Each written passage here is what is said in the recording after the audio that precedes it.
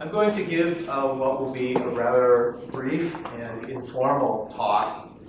Now I know that my handout makes it look like it's a kind of academic lecture. That's what outlines do, they give that appearance. This is not my intention. I prepared the outline because I don't have PowerPoint slides or anything of that kind. And my thought was that the outline will make it easier to follow the points as I move through them in the lecture. So if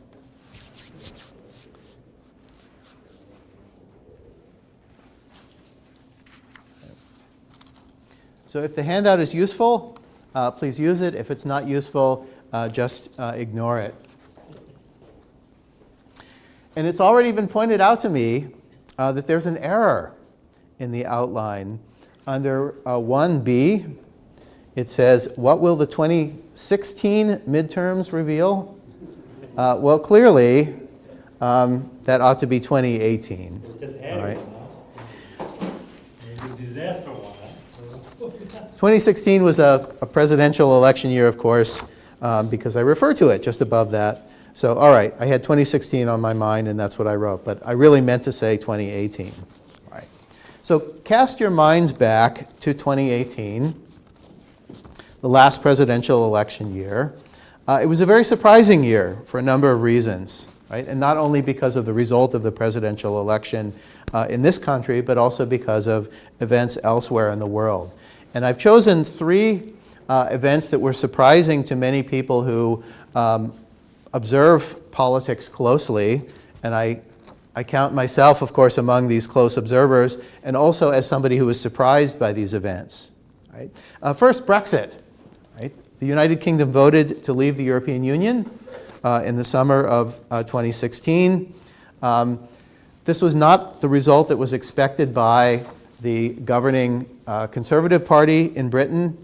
The government of David Cameron agreed to a vote on British membership, continued membership in the European Union, not because they wanted Britain to leave the European Union, but because they wanted to show that they had given the people an opportunity to express themselves. They had allowed for the people to vote on this. They expected to win, meaning they expected that the British people would vote to stay in the European Union. That's not what happens. That's not what happened. And the British people and the government of Theresa May, the present Prime Minister, are living with the consequences of that now and will be into the foreseeable future. So this was a great shock, certainly to the Conservative Party, the government of David Cameron, and to many others. Donald Trump, a big surprise to me. First of all, that he proved to be a strong candidate, then that he was the nominee of the Republican Party, and finally that he won the election, right? All of these things were surprises to me, and I take some consolation in the fact that I was not alone. Many people were surprised by this as well.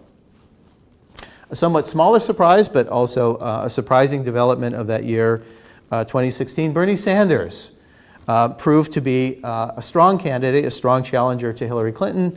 He didn't win, of course, but he prevented Mrs. Clinton from essentially walking away with the nomination, which is what a lot of people expected.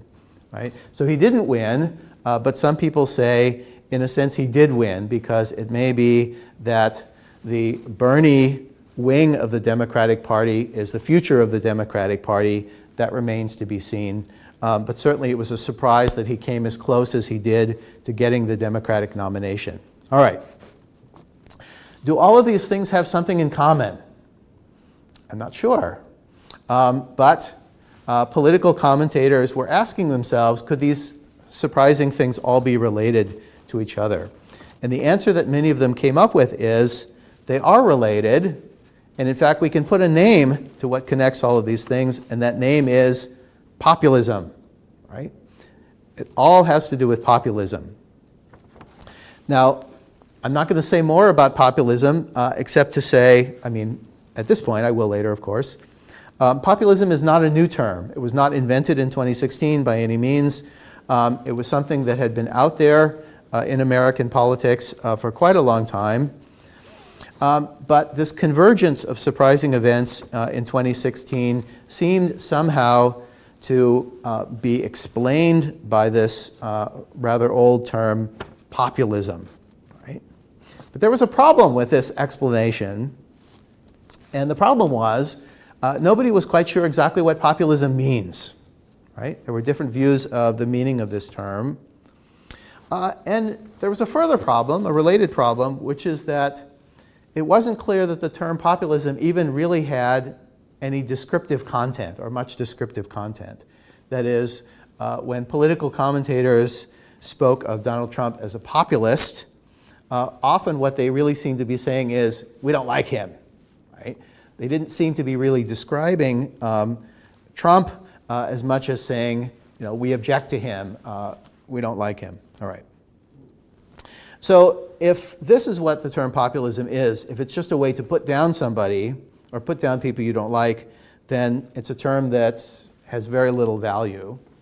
And we ought not to use this term. All right. 2 years later, we have a midterm election coming up. And if anything, it seems to me that the trends that I was describing have only intensified in the 2 years since 2016. Right? So there were a lot of Republicans, you may remember, who had serious reservations about Donald Trump as their candidate, and they were rather slow to line up behind Trump. Right? Most of them did eventually, but they did so reluctantly. Right? Now, Trump seems to be in some ways bigger than his party. And there are two indications of this, not even, here we are, we're a month out from the midterm elections, and already we can begin to see how things are shaping up. Right? So why do people pay attention to midterm elections? Why are they interesting? Well, we should concede that midterm elections don't get the sort of attention that presidential elections do. This is natural. But when people like myself, like journalists, like ordinary citizens who follow politics, when they think about midterm elections, what are they focused on? Well, there are a couple of things. One is if control of Congress is likely to shift from one party to another, right? This is something that makes midterm elections interesting. They also look at midterm elections as a referendum on the president who happens to be in office at the time. How are people feeling about the Trump administration or whoever happens to be in the White House at the time? This is especially true when it's the first midterm election after a presidential election that brings a new person into the White House, right? So we have a new president. It's 2 years into his first term, what may be his first and only term, we don't know. But 2 years in, how are people feeling about it? The midterm elections are the best indication of how people are feeling about the administration. Right? So, all right, how are things shaping up for the elections that will occur in a few weeks' time? Well, there are two indications that seem to me to be revealing. Two prominent members of the Senate are retiring, Bob Corker and Jeff Flake. These are not elderly men by any means. They're relatively young. Why are they retiring? People don't generally voluntarily retire from the Senate, right? Well, it's speculated that they've declined to run again because they've looked at the chances and they think we're not likely to win if we run again, right? And these are Republicans who've been critics of the president. Right? All right. So it looks like you could be putting your political future in jeopardy if you don't line up behind the president, right? If you're a Republican member of Congress. And of course, there will be new people coming in to the Senate. We know that there is a senator from Indiana, of course, Senator Donnelly, who is up for re-election this year, and his Republican challenger will be Mike Braun. Mike Braun, who is in the mold of President Trump, certainly. I don't know how many of you saw the debate between Mike Braun and the two other Republican senatorial candidates. Right? It was Luke Messer and Todd Rokita. Right? It wasn't a very interesting debate. I felt obligated to view it. I thought the most interesting thing about this debate was the fact that Mike Braun made a powerful statement about himself without even opening his mouth. And I'm referring to the fact that he didn't dress like a politician. His two challengers were dressed in suits and ties, what you would expect. They looked like politicians. Mike Braun came in, wasn't wearing a jacket, wasn't wearing a tie. He had the top two buttons of his shirt unbuttoned, right? He had his cuffs turned back. And so he was saying, I'm one of you. I'm not one of these politician types, right? I don't wear a suit every day. I dress the way you do, right? So he was establishing something about himself simply by the way that he dressed. All of the candidates were keen to say, we support the president, right? We believe in his policies. We're backing him up. Mike Braun was the only one who could say, I'm like President Trump myself. I'm not a politician.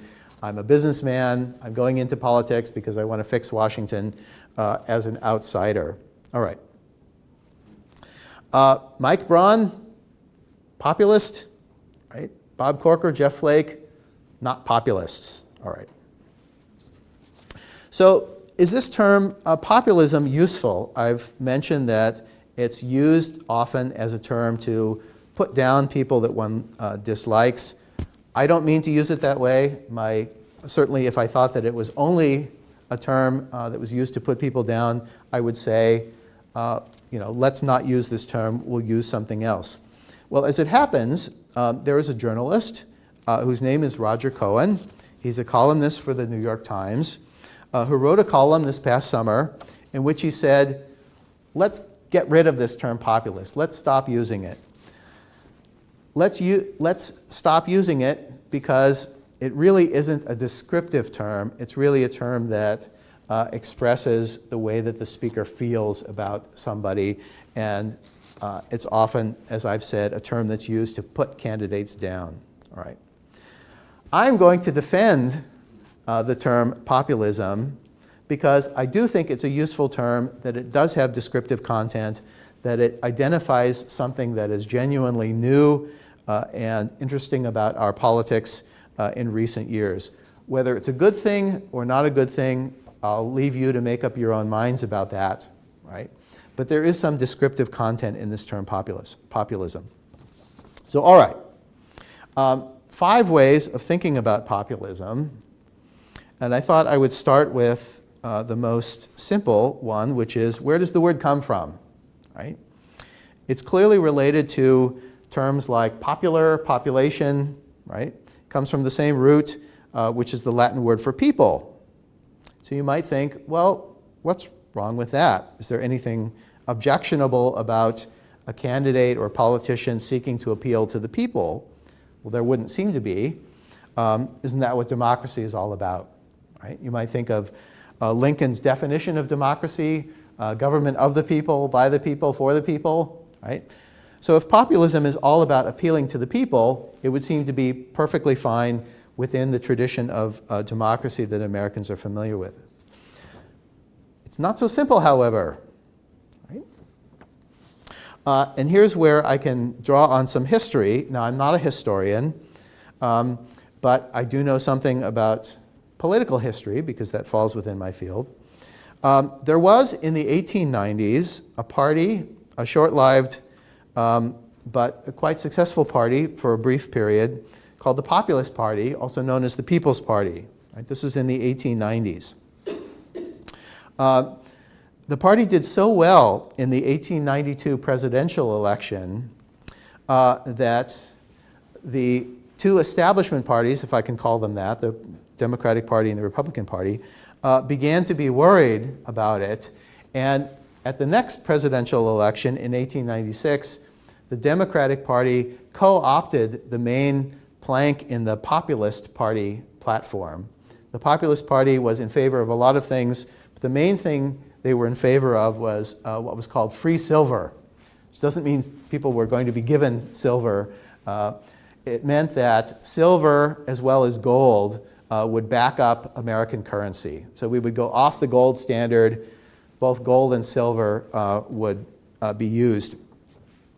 That would increase the money supply, right? And it would make credit more readily available to people like farmers. And the Populist Party was mostly a party of farmers. It was an agrarian party based largely in the Midwest, as a matter of fact. Farmers need credit to buy machinery, to buy supplies, to buy seeds, and so forth. And they were having a lot of trouble. Many of them were in the 1890s. So they thought, free silver, there's more money circulating, that's good for us. This became part of the Democratic Party platform in 1896. All right. People's Party, what does that suggest to you? Doesn't mean people as in everybody, because that wouldn't make a lot of sense. It means people as in the plain people, ordinary people, people like you and me, right? Not those rich people, not those Washington politicians, right? Not those corrupt people, but good, decent, hardworking people like us. All right. So the term people often has this connotation that it means ordinary people. Okay? And in fact, it has this connotation in much of the political rhetoric that we hear these days. Right? Do you recognize this quotation, the forgotten men and women? This is from President Trump's inaugural address. Right? He spoke of the forgotten men and women of the country that he said will be forgotten no longer. Okay. And I don't want to try your patience by reading very much of this, but I will read a little bit of it. Oh, I put the wrong thing in my hand.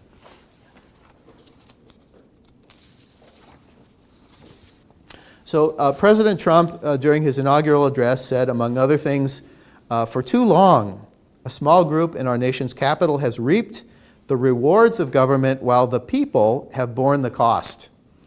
Washington flourished, but the people did not share in its wealth. Right? And clearly by people he means people like us, right, who are not politicians in Washington. Right? He said, the establishment protected itself, but not the citizens of our country. January 20th, 2017 will be remembered as the day the people became the rulers of this nation again. The forgotten men and women of our country will be forgotten no longer. Everyone is listening to you now.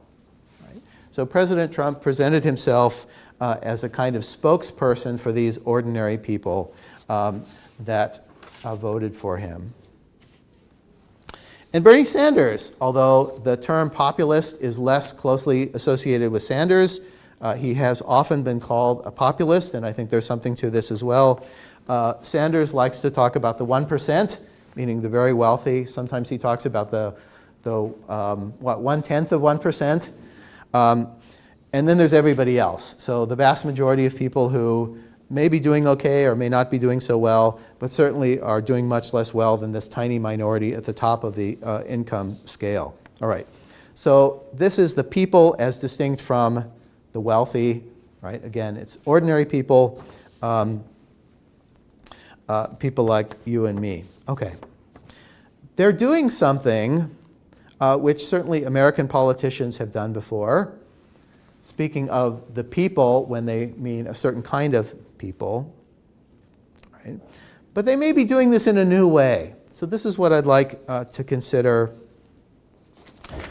next. Presidential communications, right? Bernie Sanders didn't become president. He wanted to be. Maybe he'll run again.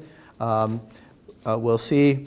But at any event, the sort of language that's used by presidents and candidates for the presidency has changed over the years. This is a fascinating topic that I can't go into in any depth, but I'll just speak of four kind of landmarks in the development of presidential rhetoric.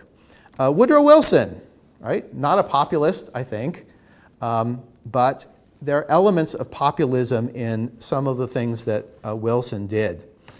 State of the Union address. Now, we're familiar with this term, State of the Union address, right? But you may not know the constitutional basis for this. Right? This is actually a constitutional obligation of the president. But listen carefully to the language that I'm about to read. This is from Article 2, Section 3 of the Constitution, which is all about the president. He shall from time to time give to the Congress information of the state of the Union and recommend to their consideration such measures as he shall judge necessary and expedient. Right? And then it goes on. But that's the language that's most relevant to my point that I wanted you to hear. Did you hear the word address or speech? All right.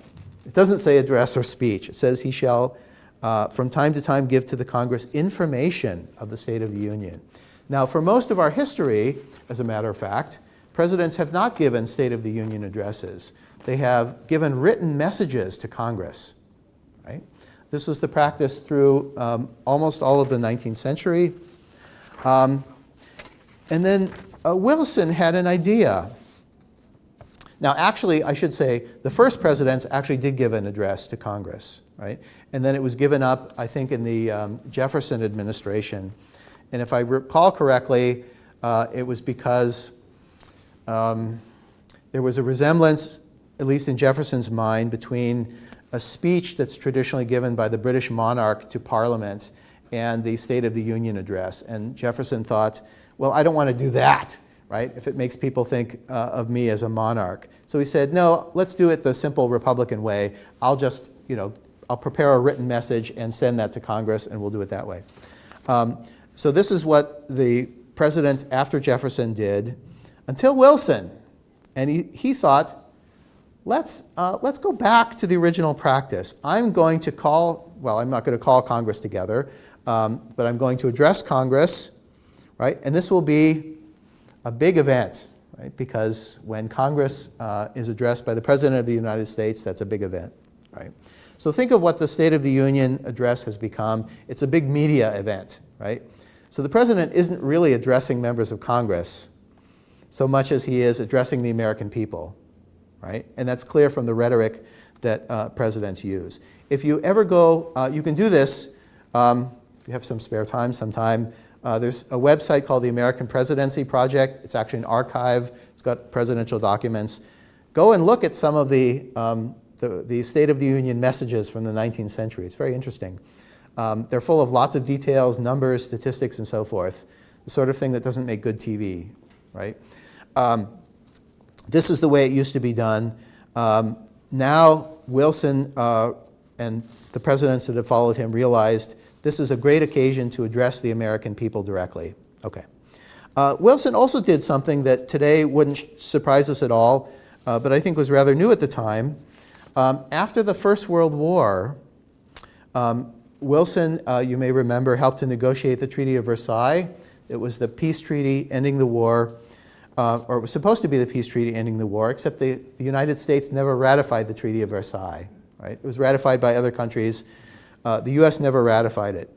Now, part of the Treaty of Versailles was to establish the League of Nations, right? A kind of proto-UN that Wilson was very strongly in favor of, right?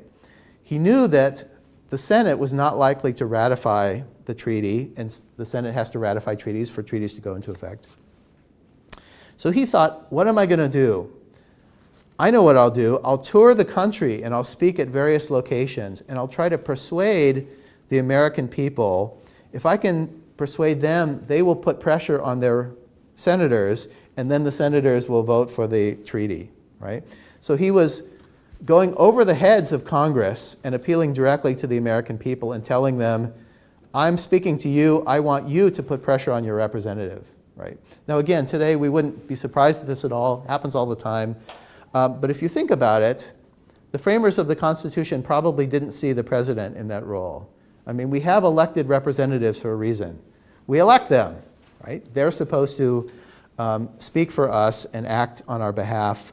It's a little bit odd for the president to be in the role of speaking for us to Congress, right? When Congress is our own elected representatives. Okay. Franklin Delano Roosevelt, his famous fireside chats, gave Americans the sense that, you know, the president was with them in the living room, sitting by the fire. The family was gathered together. This is before TV.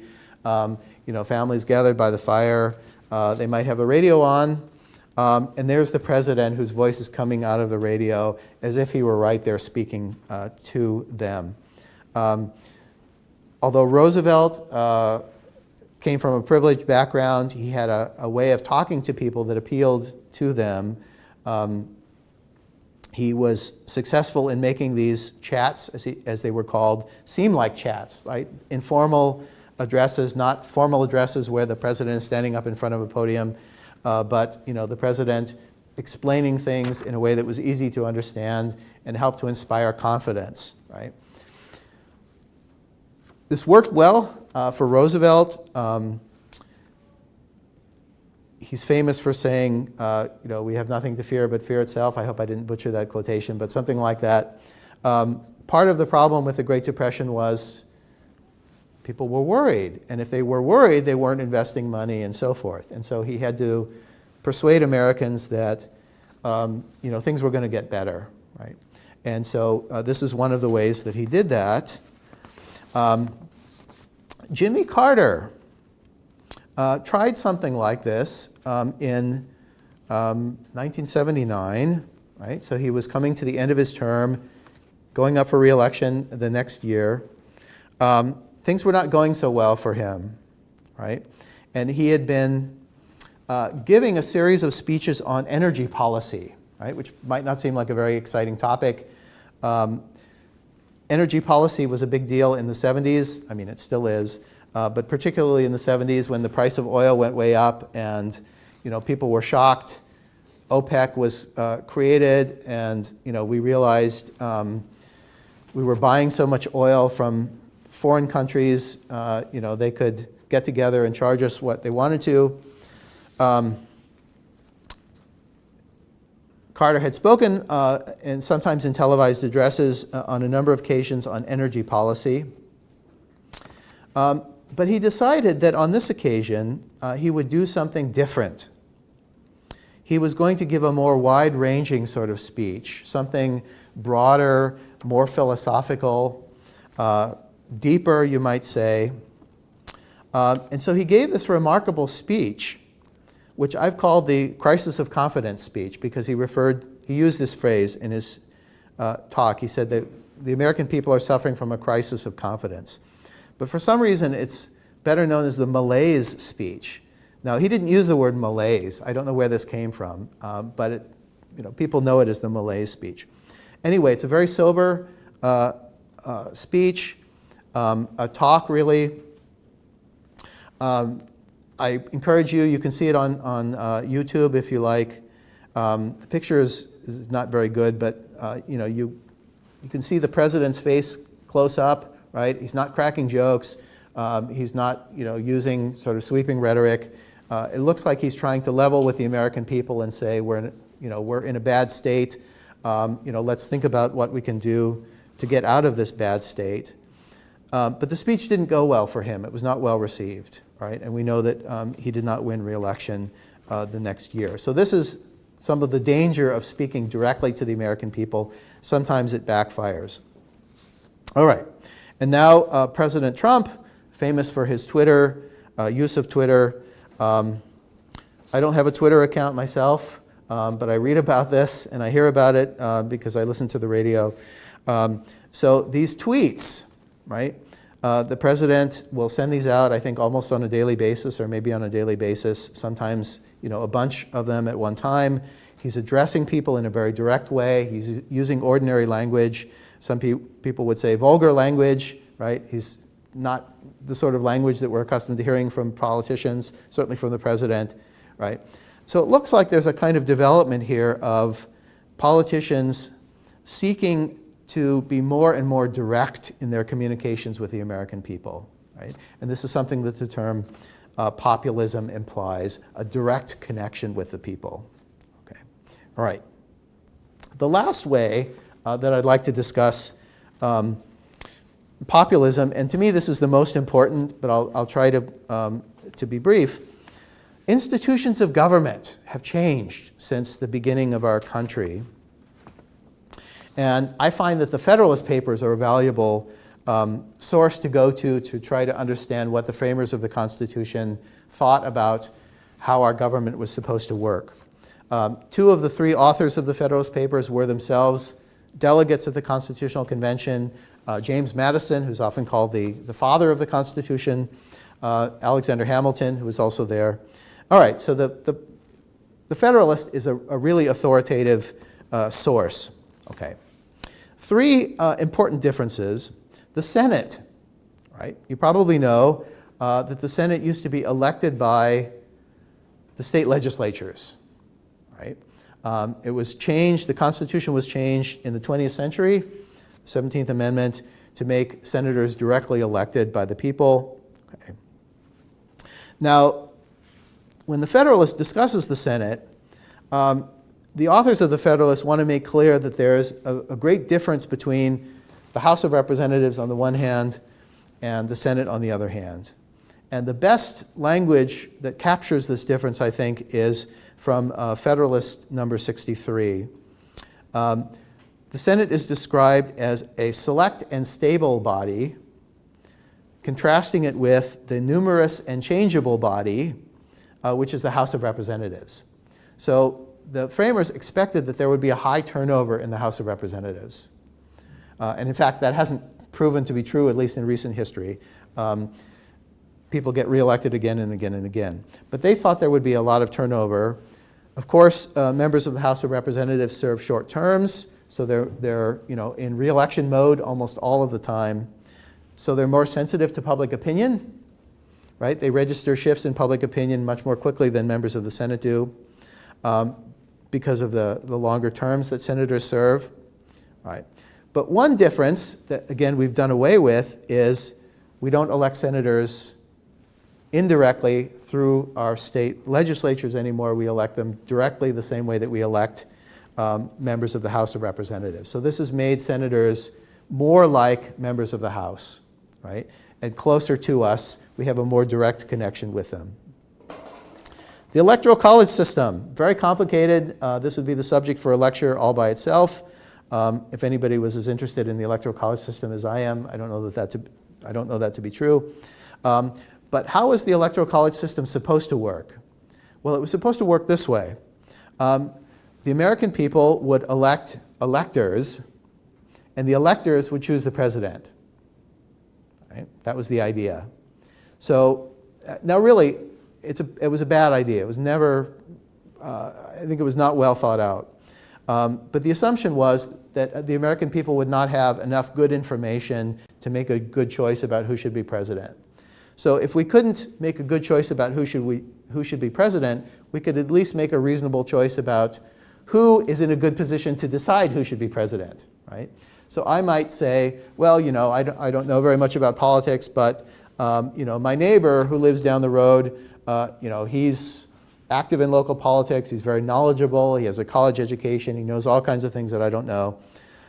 I would trust him to make a judgment about who the president should be.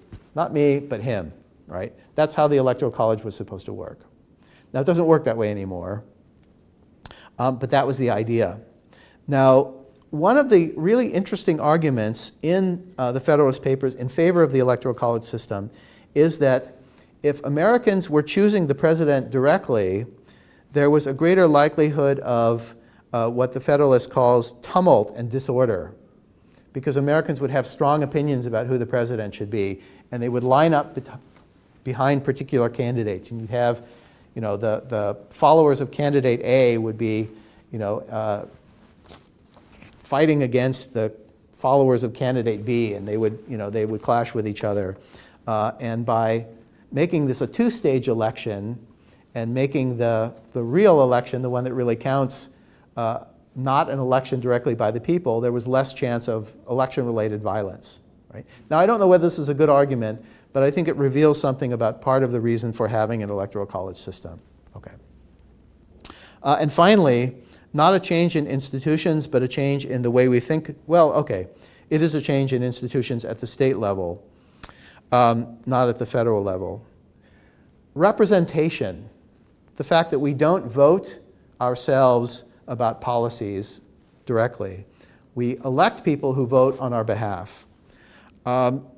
Is that a good thing or is that a bad thing? Would it be better if we were able to vote directly on things like Obamacare, let's say, healthcare policy or defense policy, such things? Well, at the state level, in some states, you can do that. This is called the initiative or referendum. We don't make much use of this in the Midwest, but some of the West Coast states do this a lot, right? So really big, important changes are voted on directly by the people, and the legislators, the elected legislators, have no part in that at all. So this is actually a reversion to the sort of democracy that existed in ancient Greece, where they didn't make use of elected representatives, but the people voted directly on things, right? And if you've read an account of, for example, the trial of Socrates, right? There was a huge jury, something like 500 people who voted for Socrates to be, well, they voted him guilty and then they voted to put him to death, right? This is the way that Greek democracy worked. The people voted directly on things. Okay. Again, I don't want to say that one is better than the other, although I certainly have my own views, but it looks like there's a movement in the direction of making the government more directly available to the American people, right? Okay. So this is where I think the term populism really is useful. It describes something that we see happening not since 2016 or in the last 10 years, but a gradual, slow evolution over many, many years in the direction of something like direct democracy. All right. So to conclude, I simply ask you to consider whether this is a good thing or a bad thing. It may not be all good or all bad, but we ought to have some view of this. Right? It's not a foregone conclusion that we'll continue going in this direction. Maybe we'll go back. And I'll just read a little bit from the column that I referred to at the beginning of my talk by the New York Times columnist Roger Cohen.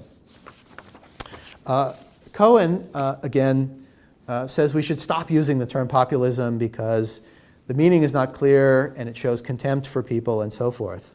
But he gives actually what I think is a very good definition of populism, and it's the definition that I will leave you with. He says populism derives its anti-establishment energy from the notion that nothing should stand in the way of an all-powerful popular will, including liberal democratic institutions with their checks and balances. Okay? Nothing should stand in the way of an all-powerful popular will. I think that's a nice way of expressing what I take to be the essence of populism. Right? So I leave it to you to decide whether you think this is a good thing or a bad thing. And I'm happy to take any questions that you might have. Yes? I find it interesting that populism is kind of a boogeyman, that's surrounding Trump, but even like on the Democrat side, the Democratic Party, and the way they're selecting candidates, it's removing these barriers, removing the superdelegates, so it's even populism within that party selection process. Yeah, it's not exclusive to either party, and it's true that the term populism has been more closely associated with Trump than anyone else. But I mentioned Bernie Sanders at a couple of places in the talk because he's also been called a populist, and I think for good reason, right? He appeals to the people, meaning, right, the people who are not millionaires and billionaires. I don't know if everybody has heard about this. This is something that probably people who don't follow politics very closely have not heard, but the Democrats are they completely doing away with the superdelegates, or they're reducing their influence? I'm not sure either. But they've decided on a rule change. The superdelegates are people who are not elected delegates, but they're sort of automatic delegates because of their position within the party. And at the last election, the superdelegates were overwhelmingly in favor of Hillary Clinton. So if you look at the total delegate count between the two candidates, Clinton had a pretty substantial lead over Bernie Sanders. But if you eliminate the superdelegates and look only at the ordinary delegates, it's much closer. There's still a substantial lead for Clinton, but she had a much wider margin, a much wider margin among the superdelegates than among the ordinary delegates. So I think you're absolutely right. A phenomenon, I guess, that really amuses me, I guess, in all this is that people, always complain, all politicians are all crooks or something like that. They're not responsive to anybody except the NRA and the AARP, Right. that kind of thing. But that's always existed. And yet, if you look at the tenure, even in the House, of most members of the House and Senate, have been around for a very long time. Yes. And it's well within the power of any voter. I had a friend of my father's who used to, his strategy was he didn't care if they were liberals or conservatives or Republicans or Democrats. If they were in power, in office, he was going to vote against them. Okay. Right? And that was his strategy. And anybody else in the country can do the same, use the same strategy. So how do you, if you're guaranteed the job, it seems understandable that you would not be as responsive Right. as if your job was always at risk. And yet the voters don't take advantage, it seems, of that possibility. Do you have an explanation for that? I don't, except that it's sometimes said that you run for Congress by running against Congress. That is, the best way to get elected to Congress these days is by saying, well, Congress is a bunch of scoundrels, elect me, I'm different from those people, I'll go in there, I'll clean things up, I'm different from them. So people seem to like their own congressman or congresswoman because they keep reelecting that person. But if you ask them, do you approve of the job that Congress is doing as a whole, Congress has very, very low approval ratings. I mean, you think the president's are low. I think his are in the 40s. I haven't heard a very recent figure, but it wasn't too long ago that Congress's approval ratings were close to the single digits, right? They were right around 10%. That's incredible. I don't have a good explanation, but I don't think that people are paying close attention, right? They see the same name, and they think, well, oh, I know who that person is. If that person was really bad, he or she would have been kicked out, right? So must be okay. I'll vote for that person again.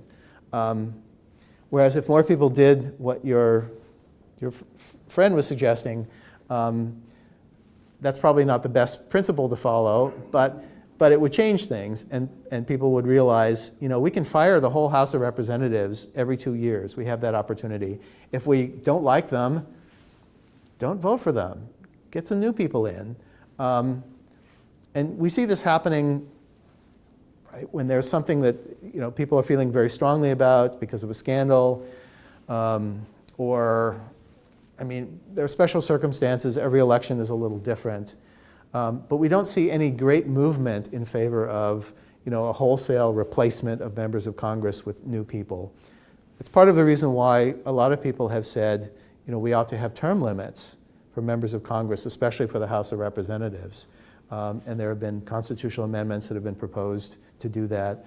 I don't think that's going to happen anytime soon, but it may happen eventually. Yeah. Do you think term limits would, in fact, change things?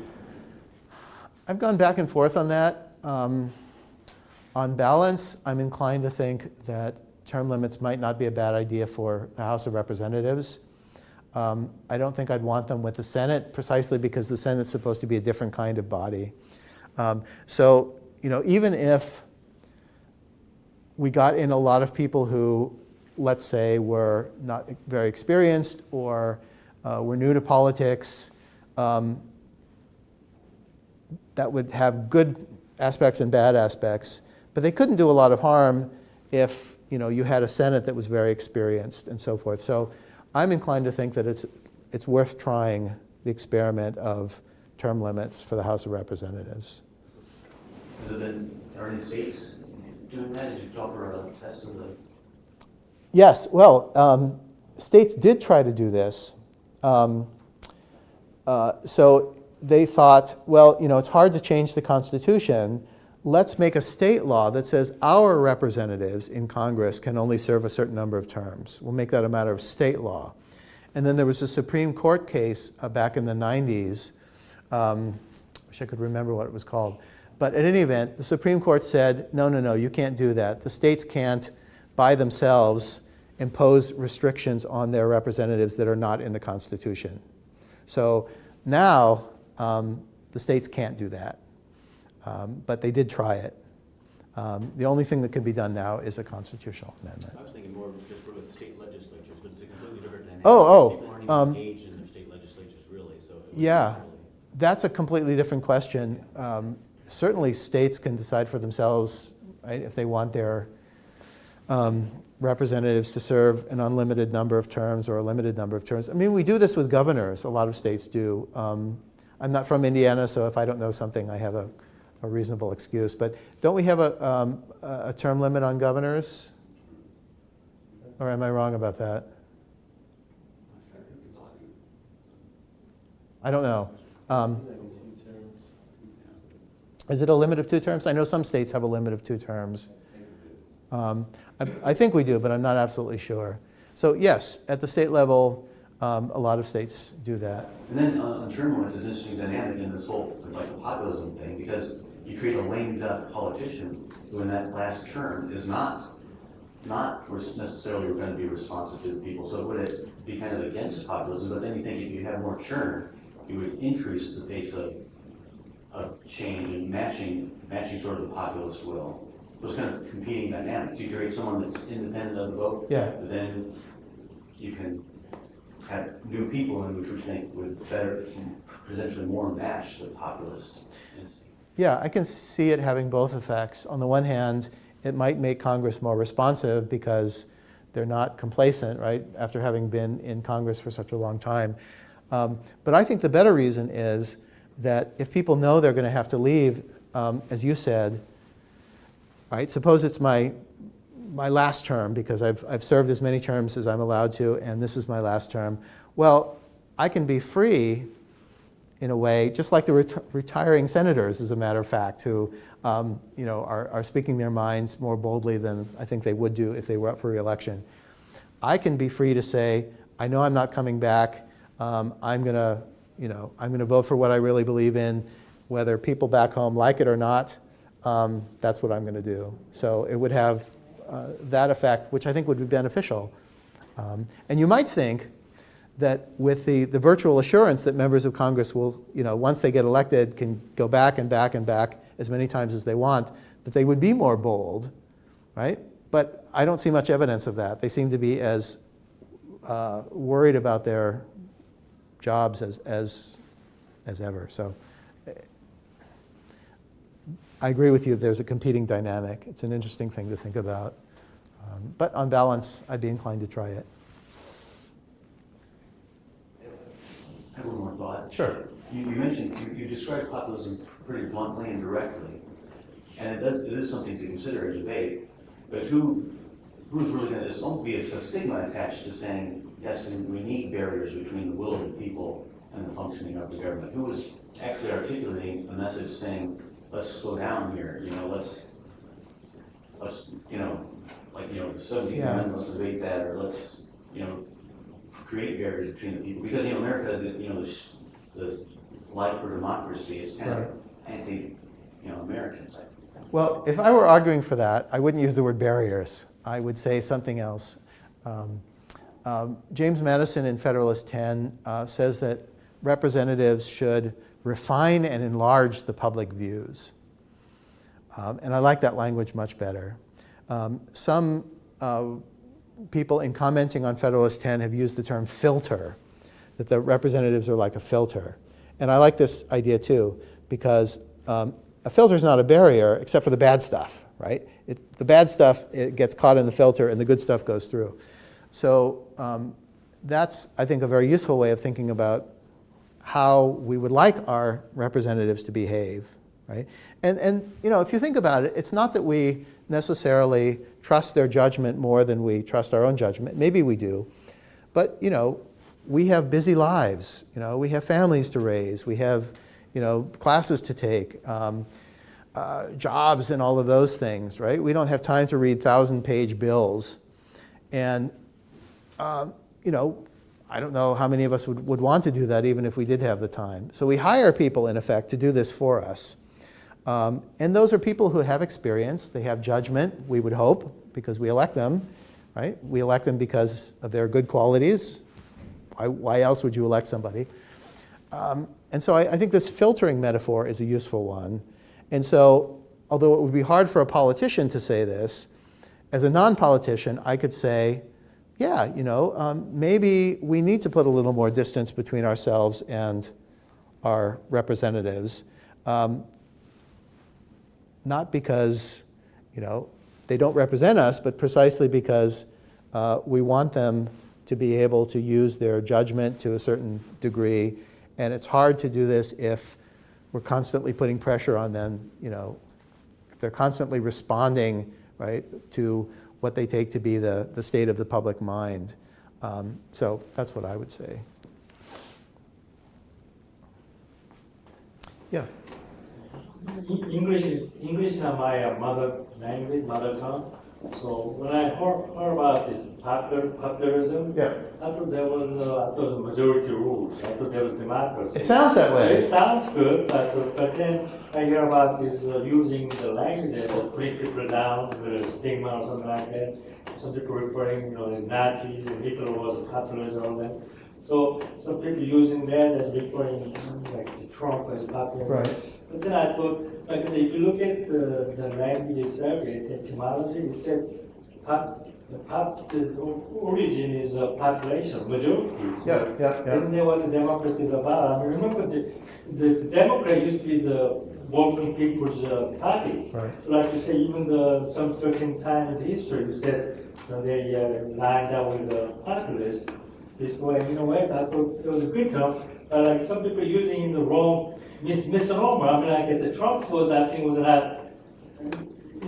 He was not elected by majority. He was elected by large electoral vote, but not by the majority of people. So in that term, he's not populist. I mean, like I say, people draw a line. What do you mean by people? They said they define certain people is only they're supporting them. But like I said, if you're purely 100% populist, you should talk about majority. Like it's like was it Stevenson? What's his name? The guy,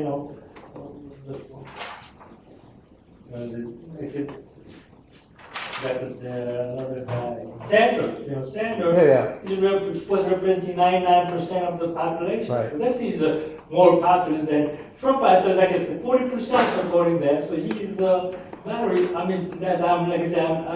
I'm not connected strongly with the language. Sometimes people grow up with a certain terminology embedded in their things. I thought this is a little different way of defining it. So I agree with you that we should not remove the word populist, but maybe better define it. I mean, I don't know. Maybe it's too already ingrained in people's usage already. Maybe it's different, but that's why I was kind of surprised. That's why I came in to listen a little bit more about this populism. It is a paradox, right? So politicians have to be popular in order to win elections, but they're supposed to be popular without being populists. I think it is possible to be popular without being a populist. John McCain, right? Now, he had a lot of enemies. I'm told that he wasn't very popular among all of his colleagues in the Senate all of the time because he often went his own way and didn't go along with them.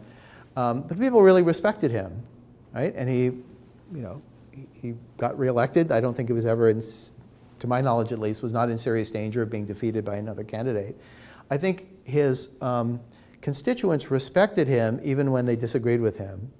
And they said, well, I might disagree with John McCain about this, this, and this, but, I know that he's a person of integrity, and I respect him for that, and I'm willing to vote for him, even though I may not agree with him on many things. So I think this is an example of a politician who was not a populist, but popular enough that he was able to remain in politics and didn't have to go back to private life. But it is a fine line, you're right. Yeah. I think maybe a contemporary definition that maybe some people might accept in their usage, maybe like primitive brain politics. Politics of fear, anxiety, outrage, scapegoating. Just facts are kind of irrelevant. Just hit that part of the brain and just keep going. Well, I understand why you say that. I don't think I would define populism in quite that way, because again, the way that you've described it, it's by definition a bad thing. I would say bringing the government closer to the people may be good or it may be bad. On balance, I think I'm with the framers that there ought to be some distance between people and politicians. But you're right that that's often described as populism when politicians appeal to what are taken to be irrational motives.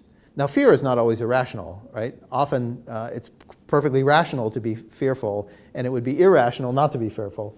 But if fears are being whipped up, and then those fears are used as the basis for making appeals to the people, that's something that's often described as populism, and clearly that's wrong. So, yeah. And then, if we do frame it that way, I think we're kind of in a bad place because, with media, attention is money. Mm-hmm. And we know that when you appeal to that part of the brain, you get the attention. So there's temptations on all sides to appeal to that through the media.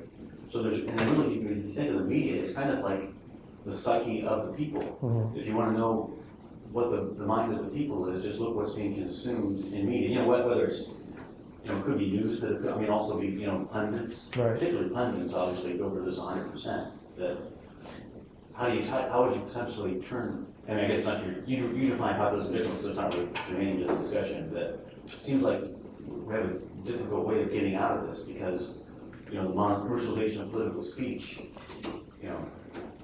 pushes this primitive brain politics. Yeah. I would say. Well, maybe the problem is with us. Maybe we're too quick to blame the politicians or the rich. Maybe we should train ourselves not to respond to these sorts of things. No, I am inclined to think that part of the blame lies with us. If we were on guard against those sorts of appeals, then they would be less successful. So, but you're right also that politicians are not the only ones who have something to gain by appealing to people's emotions, right? Journalists do this too. Not quite in the same way or for the same reasons, but yeah, we've got to be careful. So. Part of it seems to me like, you point out that in a lot of cases when commentators say, oh, he's the populist candidate, it's a derisive kind of term, but to what extent, it seems to me to a great extent, irrespective of whether we're talking about Bernie Sanders or Donald Trump or any of the right-wing movements that are happening in Europe, for example, are dismissed as being populist revolts of a sort. To what extent is the term populism really just a euphemism for class warfare? The wealthy and the well-off and the powerful are saying, oh yeah, the rabble are at it again, that kind of a thing. I think there is a large element of that. And this is something that Roger Cohen calls out in his column. He makes reference to, for example, losers from globalization. I mean, this is sometimes how populism is understood. Globalization creates winners and losers. Populism is something that appeals to those who are on the losing side. There's an element of this, but if that's what populism means, then I would agree with. I mean, if that's what I thought, if that's all it meant, I would agree with Cohen and say let's get rid of that term. I was asking myself actually if I should use this example in the talk or not. The term Rust Belt. I don't like the term Rust Belt because that's not how Midwesterners think of themselves, right? There's an element of truth to it, but if this is how you thought of the Midwest, right? It's all rusty factories and unemployed workers, then you'd be missing, 99% of, what's interesting about this part of the country. So in a similar way, I would say there's an element of truth to this, but the much more interesting phenomenon, to my mind, is that we have this longer term and less dramatic movement in the direction of making government more responsive to the people in a somewhat questionable way. So with the advancement of technology, ITs and the Twitter and all that, the information is relatively available very quickly. I mean, you can manipulate.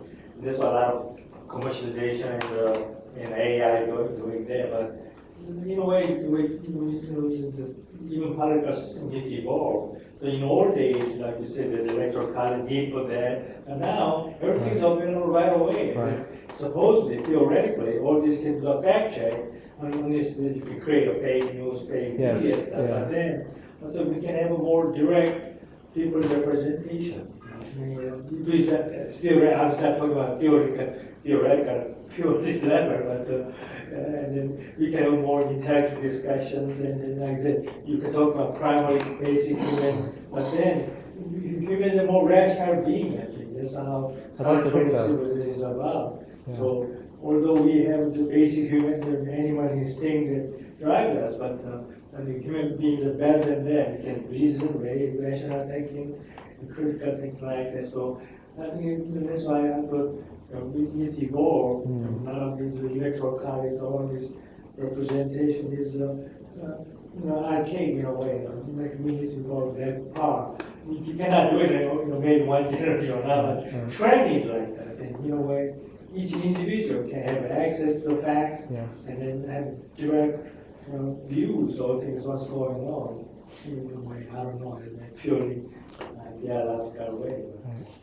Well, this is what people say who, defend social media, as a useful political thing. And of course, nobody's going to say that it's completely bad. I wouldn't say that, even though I'm not myself a user of social media.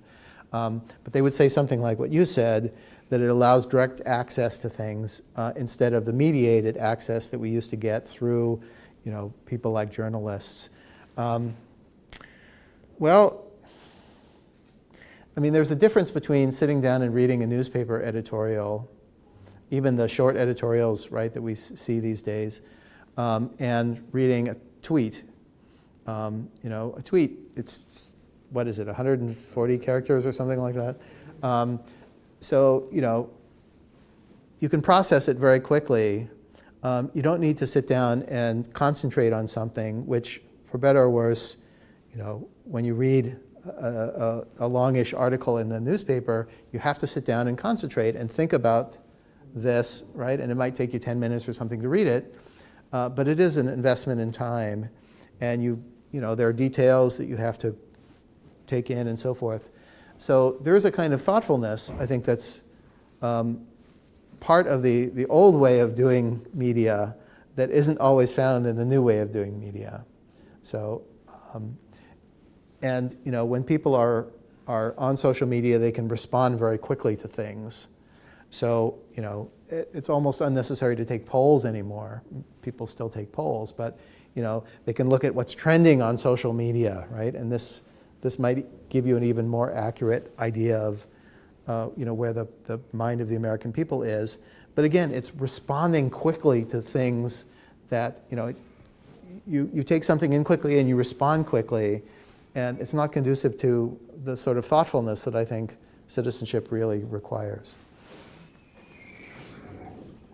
I think in a sense, the social media aspect of it is kind of like the populism of communication, because there used to be a filter. First you had to be able to be hired by a big organization, and then you had to be promoted, and then finally your views could go to a large audience. Now you can just type something up, put it on a picture. And I mean, the thing, comparing the availability with the shallowness, I think different.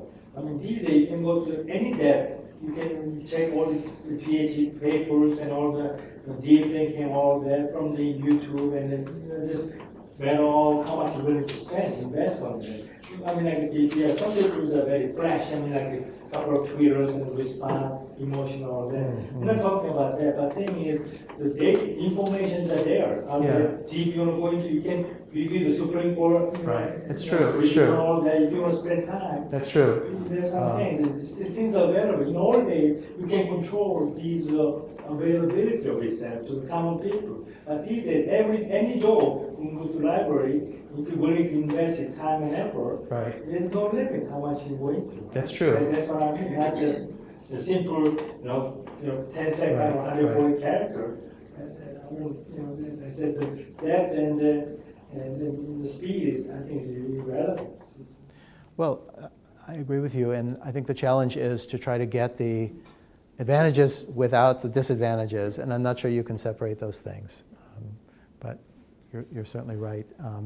I'll be talking in class, and I might say something like, I can't remember what year Andrew Jackson was elected president, and although I don't encourage my students to use social media in class, some student might take it upon herself to look that up and say, oh, it was, I don't know, 1828 or whatever it was.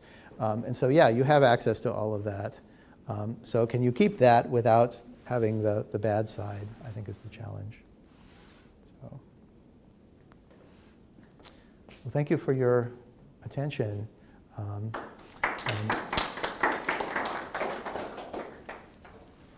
if you'd like to continue this conversation, I don't need to go anywhere right away, so.